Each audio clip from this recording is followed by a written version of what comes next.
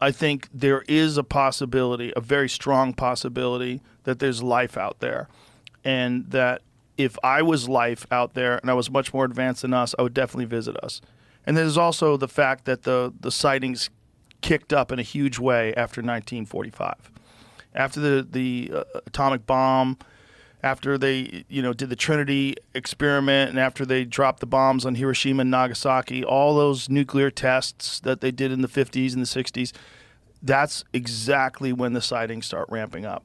And if I was an intelligent life force from another planet, I would go, oh, these crazy monkeys have nukes.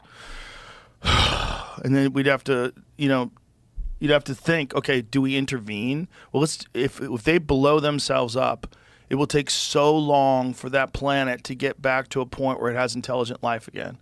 If they kill every person on this planet, we're back to shrews and mice and fucking a couple of monkeys in the jungle. How long before you can get a city again? How long before you can get a cell phone again? How many millions of years does it take? And if I was an intelligent life force that realized that this is an error that can be corrected, I would probably correct it. I'd probably put a stop to the nukes. I'd probably make a show of force, hover over military bases, shut down all of their electronics, shut down just to let them know. Yeah. I would probably do that. But, how much do they actually intervene? And how many of them are there? Are there different ones? I mean, if there's one that comes here, who's to say there's not a shit ton of different kinds? Some of them malevolent, some of them that only want us for our biology, some of them that are just doing tests on us, some of them that are, kidnapping people and erasing their memories and putting them back in the woods. Those stories are too common. There's too many stories that are real fucking similar. Like the Travis Walton story. You ever heard that one? What's that one? This guy was a logger in the 1970s. He was in was it Oregon? Oh, did they make a movie about this? Yeah. Fire in the Sky. I've seen it. Yeah, I've seen it. Crazy story. Kind of like that. Do you know who is that? Chris Bledsoe? No. Have you heard of him? What's that one? Chris Bledsoe. He's a guy that had an experience as well. You've not heard of Chris Bledsoe? Maybe I haven't or forgot. It's possible. Yeah, it's kind of the same thing. His memory's kind of gone, and that's what it sounds like. And they all have a very similar story. They get medical examinations, and there's girls that were pregnant and like newly pregnant and got abducted, and all of a sudden they weren't pregnant anymore, and they couldn't figure out what happened. Wow, I didn't know that. There's quite a few of those.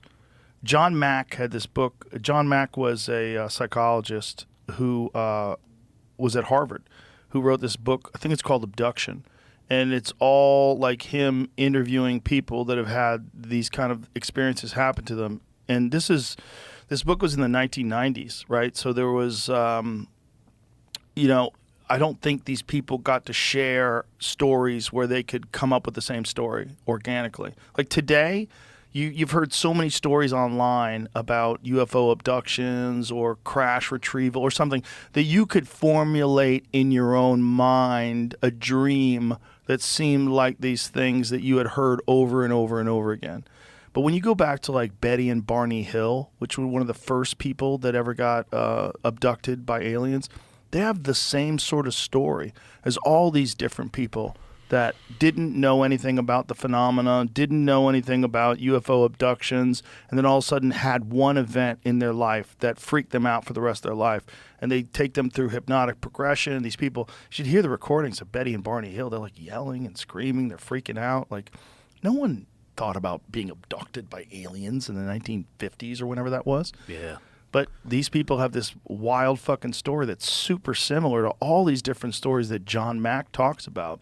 And maybe there's different kinds of aliens. Maybe there's aliens that are just like our scientists that just come down here and study and report on like the state of the biological entity known as the human beings and visit and return. And maybe they monitor us and watch us and make sure that we don't do anything really fucking stupid.